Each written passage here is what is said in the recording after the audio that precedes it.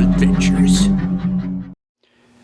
Greetings all, Chuke here from Chuke's Outdoor Adventures. Well, I recently got to kind of test out a pistol before I bought it. This is the Smith and Wesson Combat Magnum, the Model 69 in 44 Magnum.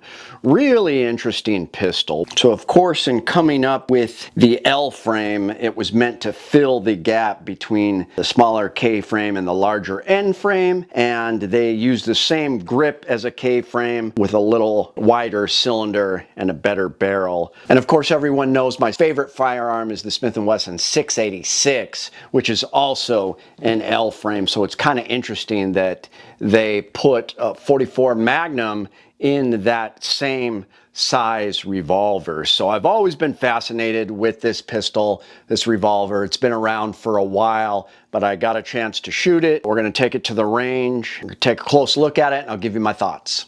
Well, here you have it. This is the first L frame in 44 Magnum, so it's actually pretty cool in that sense. It was a first, and of course, like I said before, it is the same frame size as my beloved 686. So they are the same size.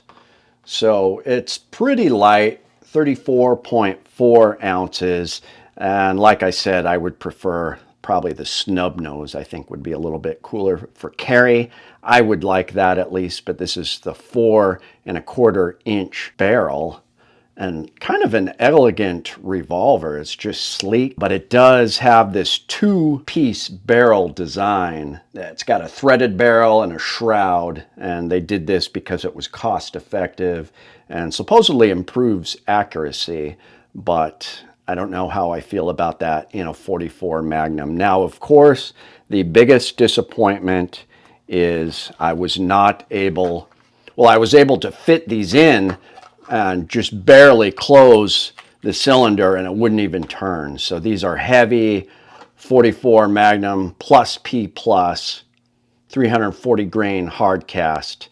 Kind of the biggest of the big, I consider, out of factory ammunition, getting close, and this thing wouldn't work because the cylinder was too short. So that was disappointing for me, but I have to say it shot these like a champ, and the recoil wasn't even that bad. 265 grain monometal, supposed to be getting 1425 feet per second. Dangerous game, heavy 44 Magnum. Fine, I thought it was going to be painful, but it did that fine. And then I had a lot of fun with some 44 Special, just very accurate. It's got the red ramp sight there, and I thought it was very accurate. I shot it better than I shoot semi-autos too. The trigger is not bad. It's about 3.5 pounds, single action, so just nice and light. 11-pound double action, so not too bad. Good Smith and Wesson trigger, no complaints there. So it's got kind of this almost a brushed satin finish, which I prefer, kind of almost a mirror finish compared to that, but it's not bad. It's got these kind of Hogue-like rubber grips, which actually did really well with the recoil. I just like kind of wood grips on Smith and Wessons. If they're not really big Magnums, I'd choose something like that. It just looks a lot classier, but with a 44, you probably do want these grips on it unless you're just going to be shooting 44 Special. But for concealed carry, some good 44 Special rounds, this would be great. And despite it being a smaller frame, they did do a really good job with the lockup. So you do have a ball bearing in there with a detent and the crane of the revolver. Very secure. So as long as you're not giving it a steady diet of something like this, if you could even fit it in there, I think you'll be all right. But definitely a very cool revolver. A small hammer there. Very nice. Combat Magnum. I could shoot these 44 Specials all day. A lot of fun.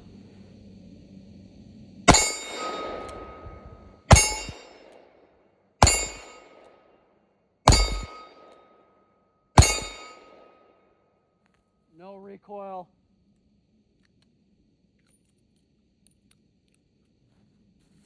Beautiful, beautiful revolver. I simply love it. Well, I've decided for now that this revolver isn't for me, but I just can't hate it. It is really nice for concealed carry. This is great. I would even like the snub nose version of this better than the 4¼ inch barrel, but I don't know why they call it the Combat Magnum. To me, it doesn't seem like a Combat Magnum with 5 shots only. Very disappointed about that, and I was very disappointed that I couldn't put the heaviest Buffalo Bore hardcast that I could in this. And it shot the other Buffalo Bore stuff really well. Like, I was expecting it to be painful, but it wasn't bad. It's got some heft to it, and I thought the recoil would be bad, but it wasn't. But I would consider a 686 more of a Combat Magnum with the 7 shots. Absolutely. Same frame. This is still great, I think, for 44 special, concealed carry. If you want to carry some 44 Magnum, I would still like it, but I would choose the Ruger Alaskan snub nose over this. Even though it's heavier, I would consider that more of a Combat 44 Magnum with the 6-round cylinder. So really interesting. Some people have complained that the 2-piece barrel design with a steady diet of 44 Magnum will cause this to kind of come apart and have some problems. I haven't seen any proof of that, but I probably wouldn't feed this a steady diet of heavy 44 Magnum. All in all, I think it's a great revolver. It's not a Taurus, it's a Smith and Wesson. I think it's a great addition to any collection. I actually like it. It's just not quite for me. I prefer a 6-shot 44 Magnum, and I do like the Ruger Alaskan more than this. And I have to say, I like a 686 357 Magnum with 7 shots more than that as well. Let me know what you think. I don't want a dog on the revolver. I think it's great. I'm just choosing not to get one at this time. So thanks for tuning in, guys. I'll have another video out Friday and Saturday. It's Chuke, your friend in the field. My name is Chuke. I like to trade my guns just for fun, but now I have none.